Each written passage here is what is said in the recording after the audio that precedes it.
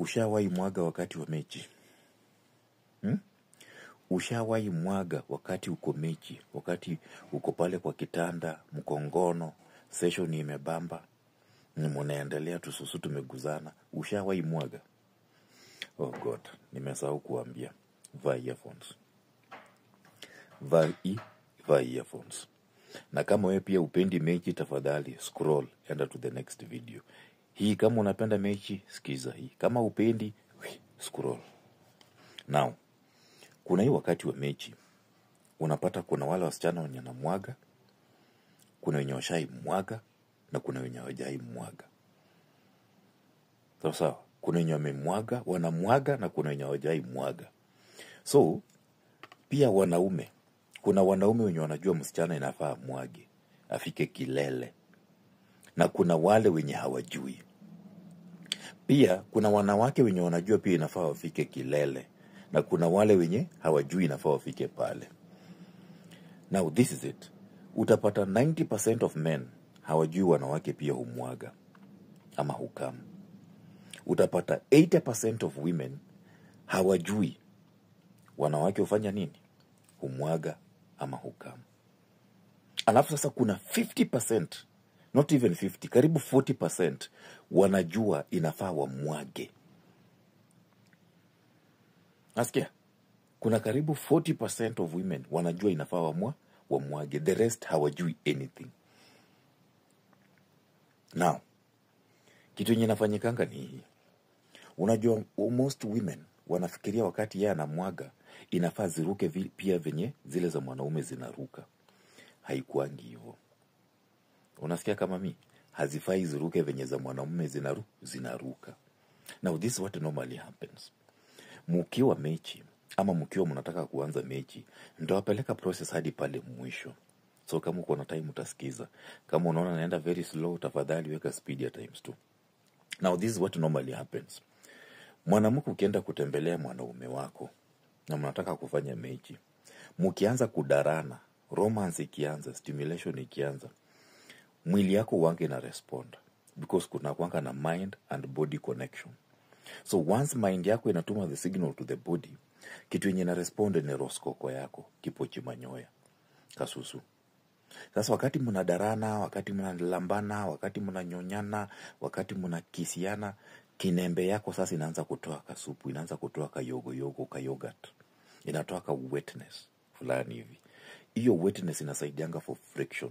So, wakati mnaanza ngono, mwanaume wakati anaanza kuingiza kasusu yake ndani ya mwanamke, anapatanga sasa kako na wetness fulani. Na wakati anaanza kuingiza, mkicheza mechi, mkiendelea, mnaendelea, there's a time inafika unapata roskoko yako inaanza kukaa ni kama inakauka. Juu ile wetness yenye ilikuwa inasaidia for friction imeisha, sasa kanaanza kukaa ni kama kanakauka. And then wakati mko kwa hiyo process unaanza kufeel ni kama unakaukiwa, alafu sasa kunaanza kufeel ni kama kuna vitu zinataka kutoka pia ndani yako. Now this is what normally happens. Because unakuwa more excited, more stimulated, na ngono inaendelea, na hizo vitu romance bado inaendelea mkifanya mechi. Now what normally happens, roskoko sasa sijui imeanza kukua dry. What normally comes into play is, unapata unajisikia ni kama kuna umeishiwa nguvu. There's a time sasa kuna responses tofauti zenye different ladies make. Unaona kuna ule mwenye anakuambia don't stop, na kuna ule mwenye anakuambia hapo, na kuna ule mwenye anakuambia endelea, kuna ule mwenye anaanza kukuita baby, kuna ule mwenye anaanza kukuambia my love. Sasa story anaanza kukuambia venye anakupenda, anaanza kukuambia venye wewe ni mtamu. Kale ka utamu anakuanga ameanza kukasikia. Kuna kwa tuka utamu fulani yani unaweza kasensa, kuna mali mwanaume anakuanga ameguza. Sasa kale kamurija kanapiga hapo mahali kanapiga, alafu all of a sudden kuna utamu inakuja inakuwa excess. And then when this utamu inakuwa excess, yani unasikia ni kama yani unaweza buruka, unaweza kufanya nini, unapata mwanamke amejikunja, kuna ule mwenye anasema hapo, kuna ule mwenye anaisha, unasikia inda that feeling. And then when that feeling comes, unexplainable feeling, yani ako tu in her own world. When that feeling comes, unapatanga sasa roskoko yake, kipochi manyoya chake, kasusu yake, all of a sudden imekuwa na supu. An excessive soup. imekuwa na wetness excess, vitu zinakaa kama makamasi. That is how you will know. Wale wenye hawajai jua amemwaga, hapo sasa ndio anakuanga amemwaga. Kale kautamu kanakuanga excess mpaka anaenda, kuna ule anajikunja, kuna ule ukisileki anakuuma, kuna ule mwenye anakugwara kwa mgongo, kuna mwingine unaweza shtukia amekunyonga, kuna ule mwenye unaweza sikia amekulock na miguu, kuna mwingine utashtukia amekupiga kofi. Yani utamu mwingine unexplainable, haizi hata jicontrol. Alafu sasa all of a sudden kipochi manyo yake inajaza nini? Inakuwa na yogurt, inakuwa na supu, inakuwa na vitu fluid hivi na kama kamasi na iko slippery.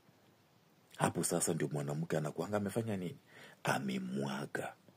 So those women wenye wamekuwa wakilalamika, mimi sijawahi mwaga, sijawahi fanyiwa nini, kama you have reached a point ukasikia kwa mucus, wakati mnakulana unapata kwa mucus kamekuwa excess, ulikuwa umekauka, and then ulianza kwanza na kuwa na wetness, murija ikaingia, mkachapa mechi, ukaanza kusikia umeanza kukua dry, and then all of a sudden utamu excess na unexplainable feeling inatokea, alafu unapata kinembe yako inajaza supu na makamasi, yogurt kingine kama kamasi sasa, and then una relax, unakuanga umeshusha mzigo.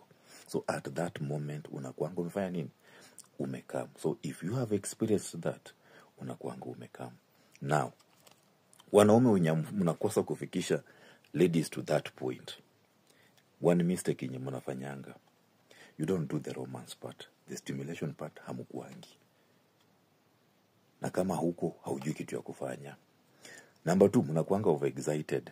Mtu anakuambia hapo wewe unabadilisha style.